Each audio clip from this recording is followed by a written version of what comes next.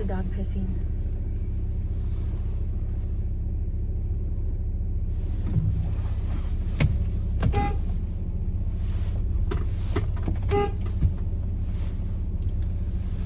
Okay. I'm so aghast. Of course I would be out in a freaking snowstorm, but we've been here our whole life, so we'll be fine. Just the last time that I drove out in a snowstorm was when I got into that accident. And it wasn't because it was snowing that the accident happened, but even though I was already past this guy, I didn't see him because of the snow or the fog on my windows. Okay, so I really want to talk to you guys because sometimes I just don't have the chance to thoroughly explain things while I'm eating because I'm so hungry. I've been eating on my lunch with you guys and I only get half an hour, as some of you may know. So I really just wanted to explain myself because I feel like this is the first time that I've really had the netizens, some netizens feeling some type of way and really going on a tangent. Listen, we both mirror each other, so whatever you feel about me, you're pointing 3 fingers back at yourself. So we found each other for a reason. So I realized in me venting in the heat of the moment, I said some things, and it's not something that I'm going to apologize for because I meant what I said in the heat of the moment. And that's the thing with me. This is my diary, right? So instead of writing it down and be like, dear diary, I had a really bad day, I'm saying it out loud to people who may relate and have similar experiences. Now, y'all know I'm a foodie and I live and grew up in Chicago. We have some of, in my opinion, the best food in the city, in America. I want to say the world, but I haven't been to Europe yet. I'm driving and it's snowing, so we're just ranting. So I do have high expectations, and sometimes I go to places and I feel like a little celebritant, and I realize that, you know, you can't always be treated that way. But objectively speaking, putting all personal feelings at the time aside, it was bad service, whether because she was new, she was nervous, she was shy. The way that I felt and I internalized that was because I saw other tables in her section, which there were 3, including ours, so there was 2 others, were being treated differently than we were. So yes, I assumed and I internalized that. But here's the thing, y'all. Jonathan and I have been both servers, and we have years of experience in customer service. So I have high expectations of other people. So when I feel ignored or I don't get a hi or introduced, I took it personal. But objectively, it was bad service. Like there's no question that we didn't have a good experience. But again, I need to give it more the benefit of the doubt because it could have been her first night. It could be her first time serving. She could have felt like she fumbled the ball and she forgot about us, not intentionally, but just the things that I saw and I experienced based on my past personal experience with being victimized in high school by all the bullies. And we have a lot to talk about. I still haven't gotten to the depths of all the stories, but you know, I realized a lot of what the issue that I felt why I was so angry was because I personally felt disrespected. And I'm sure that maybe if it was personal, we reminded each other of someone or similar experience that we had and took it out on one another. But I was really going somewhere really good with this. Let me think for a second. We reminded each other of other people or past experiences. Oh, so when I was talking about demographics, right, I didn't want to come off, you know, prejudiced or racist. And of course, I feel like there's all an unconscious level of what we attract and, assuming prejudices sometimes that can turn into racism or what have you not. But I really wanted to delve more into my past experiences, which I'm going to start this off and it's going to be offensive, and it is what it is, that I have not, for the most part, it's not all the time, there are people, but for whatever reason, for majority of my life, I have not only had issues, and again, I realize that I'm part of that issue, and I need to work on myself to not attract those issues. has been with not only girls, but fat girls. I'm just gonna say it. And I'm not saying that I'm skinny or I'm not fat. Like, I am a soup dumpling, y'all. I am skinny fat. I am juicy. I got a bounce to the ounce, you know? Like, I'm fat in some cultures, and sometimes I feel fat. But I'm okay with myself, and I'm all about trying to do my best while still being real with y'all, you know? I eat junk food a lot. I don't always work out. I don't always eat the best. But this is real life. And if anything, it's showing that if I eat like shit and I feel like shit, this is how you don't feel like shit. So I just really have a goal to like show you guys the glow up. And if we stay stagnant sometimes where we're just bitching and moaning and then we're eating junk food, obviously there's a correlation. So I'm trying to inspire myself and change myself, and also inspire you guys. And I don't want to give myself a timeline of what that may be, because it may take a long ass time. It may never happen. You know, I might end up like some people who eat on their couch who are like 600 pounds and do it for a living, you know, no shade. But for whatever reason, I've had issues with fat girls. And I've talked about this story, which I'm going to talk about again. But I had an instance with a then friend who brought me into a friend group on a girls' trip. Didn't know any of these girls, got along with all of them. And the one girl that I didn't get along with that started beef with me, that kept pushing and pushing until it popped off. Some shit's going down in the Chi-town. Was a fat girl. And what was crazy was my then friend at the time, when I came back and told them all the stuff, they go, "Was it the fat girl?" I'm like, "Girl, I don't know what it is." And again, I don't walk around being like, "Oh, fat girl, I don't like you." But I feel like for some reason, sometimes we don't always get along off site. And like, this could go for anybody, or like, first impressions are not always everything. So that's where my head was at. And it just reminded me of times that I've been treated a certain way by girls who are bigger. And I don't want to like say, "Oh my God, like they're just so jealous," or whatever. I don't know what the issue is.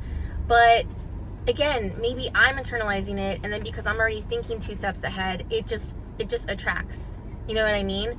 But that's the whole thing, is just like, I can't be scared to put myself out there, because even though I was scared to do this, because I'm like, oh man, I'm just so offensive. Like, people don't understand me. You know, I'm just gonna say the wrong thing and get canceled. But this is what it is, you know? I felt compelled. And honestly, I heard something really wise from a random girl who was very nice to me, and I was trying to put out better energies. And she said that randomly too. Sometimes I think God is really speaking through people. She was so sweet, so nice.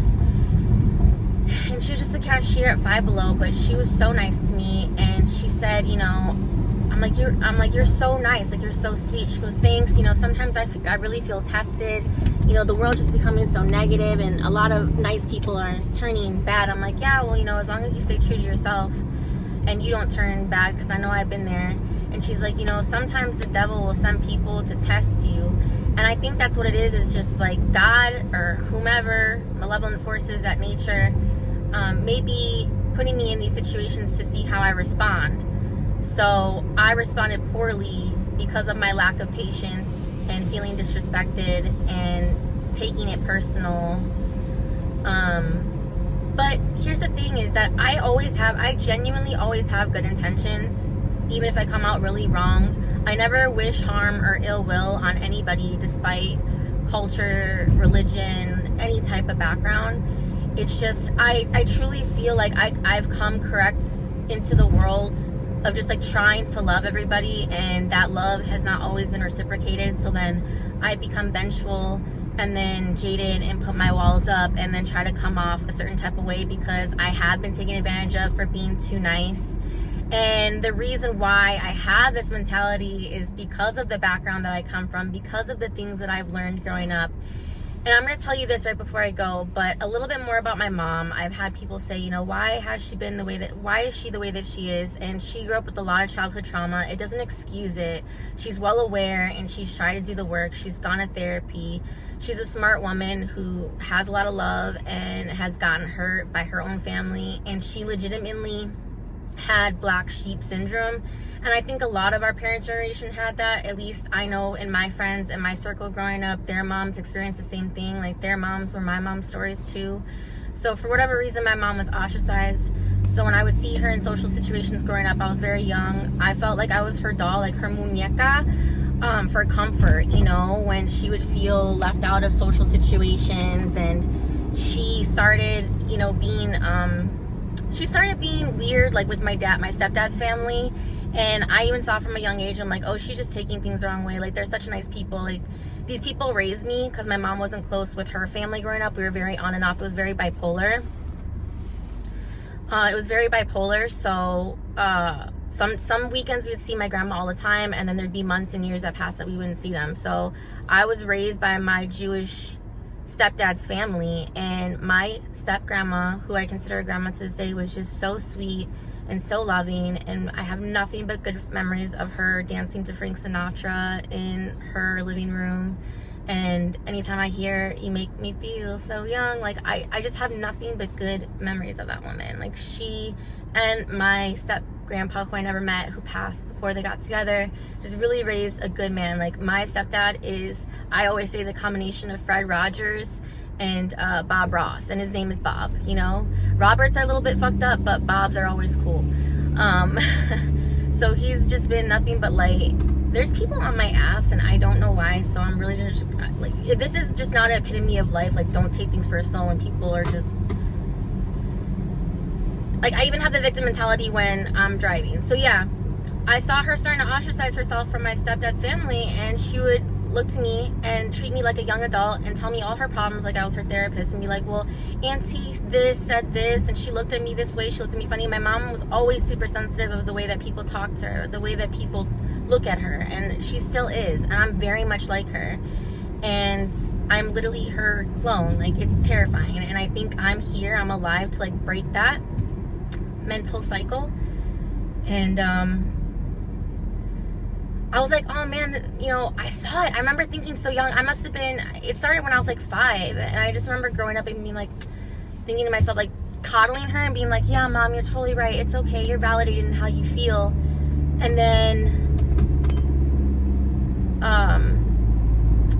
you know, be like, oh, she's tripping, whatever. But then as I got older, I don't know if it was because I just started to look more like my mom or act like more like my mom, then I started to see people ostracizing me. And it really started when my step cousin, yeah, it's not like some weird porno or anything, but it was never anything weird like that. But my step cousin eventually met his now wife. I believe they're still married. And for whatever reason, I was 15 at this point, and he was in his, like, he was like 22, 23, so I'm still a child. Like, not only, and, like, we're family, even if we're not blood, but she just felt some type of way about it. But yeah, she started to get jealous, and, like, I would see it. I remember one time I came in, and he, like, held me and threw me around, and I saw her talk to her mom, like, do you see this? Do you see this? And, like, using her hand and everything. So yeah, I remember one time I showed up when they had moved far, but he was graduating from doctor school, my cousin, the one I'm talking about, I'll call him D, and I had showed up to their new place, and some guy that I never met, I don't know if it was just like a mutual friend, but he's like, are you at the right house? I was like, yeah, you know, because I was the Mexican one. Like, that's when I started. I never felt my identity, because my parents really tried to, like, make us fit in with the culture, you know. They're like, oh, if anybody asks, like, you're white, you know. So I started to feel like the racism. I started to feel the ostracization of everything, you know. Like, I started to feel what my mom felt, and I'm like, maybe she wasn't wrong, you know. And that's the thing, is that sometimes these things that we're experiencing are true, but we're never gonna know if it is what we think, because even if we confronted that person, they would never actually tell us unless they have some real cojones, like, no, yeah, this is how I felt. But I tell you guys, 9 out of 10 times when I do have those moments, I am right. My friends know, the people I grew up with know how intuitive I am, and how usually the things that I perceive, if I confront the individual and we have a kumbaya, is usually right, or it's just a misconception based on our own things. So the moral of the story is that even though it was a bad experience, the positives were that Jonathan and I got to spend time together, and there's a lot more to appreciate in life than get upset over bad service, because at the end of the day, we did get helped, even if it wasn't by the person that was supposed to be our server or introduce themselves, and maybe it had nothing to do with personal biases. But yeah, it is what it is, and I'm gonna tell you guys what I experienced. You know, we all have different experiences when we go places, and this is not to excuse anything that I've said. I'm just trying to further explain what I meant, because it was just a tirade of mumble jumble and being like, fuck this bitch. And now in retrospect, when I've had a few days and I've reflected and calmed down, because at the end of the day, I'm not going to stop experiencing this stuff. I've experienced this stuff plenty of times before, from different genders, different ages, different backgrounds, and I don't know why I feel like I have to be the person to always be the bigger person in situations where it can be tough to just be mature, just not get emotionally reactive, not take it as a personal thing. And we're learning, and I'm glad that you're here to see it, because I want you guys to see the improvement. Like, we're not going backwards, we're only going forwards. We're only moving up. So when I have an L, I'm gonna tell y'all when I have an L. And I do want to talk to you more about my personal biases with the fat girls that I mentioned. It's not, I don't hate them. There's just something, not all the time, but there are situations where we just don't get off to the right foot, and then it just keeps on going.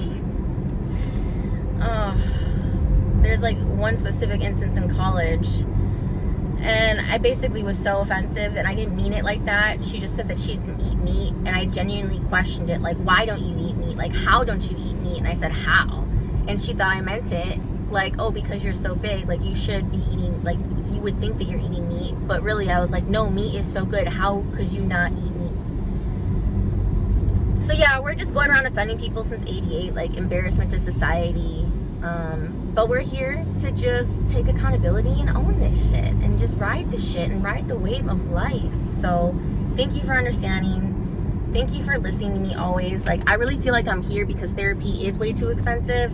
And half the time that when I was in therapy, they were already telling me shit that I already knew. So why was I explaining to my therapist in 2016 what gaslighting was? I don't think that she took Psychology 101. So yeah, there's that. We have a lot more to talk about, and we've been here for 4 years already, and I haven't even begun on the precipice of shit. Oh yeah, this is completely unedited, by the way, so enjoy. Peace out.